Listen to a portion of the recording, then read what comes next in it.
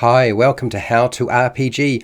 My name is Fred Wheeler and today I want to talk about monsters for your role-playing games or your Dungeons & Dragons 5e game, because essentially this monster, even though I'm covering the monster lore for it, is a 5e monster, okay? So definitely a Dungeons & Dragons 5e monster, and it's from Esper's Emporium of Esoterica. This is the Crawling Sphere, and I'm covering the monster lore for it.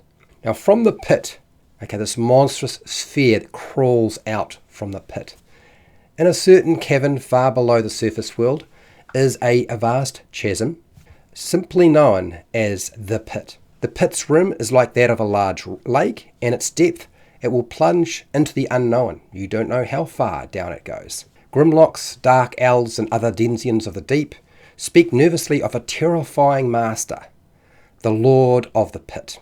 The Lord of the Pit creates thralls that carry out his bidding.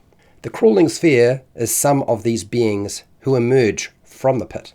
On a multitude of long metallic legs they scuttle, making a clinking noise. The very presence of the crawling sphere saps a creature's life force, making it harder to fight. Hunting, killing, scavenging, whatever the task, the crawling sphere performs it without emotion, with cold efficiency.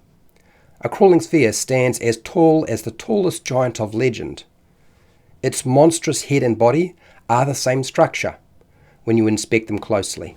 The crawling sphere, their legs carry heavy chains from which are suspended cages, each cage large enough to hold a multiple number of men, women, children, or just people or humanoids.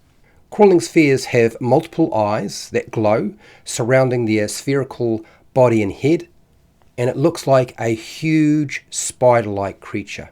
Firing beams of powerful light from the crawling sphere's eyes, they can reduce a creature to a pile of ash in seconds. Projecting a shield of energy, the crawling sphere is effective at protecting itself from projectile weapons, spells, and physical assault. The very sight of the crawling sphere can see everything, anything and everything it sees. It can even penetrate the magic of an illusion. Born from the magic from the pit, the crawling sphere is resistant to, and in many cases, immune to many magical effects. So using magic on it's not necessarily a good idea.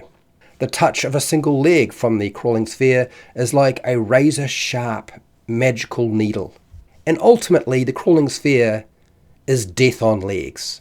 One of probably the most terrifying monsters I've seen so far in Esper's Emporium of Esoterica.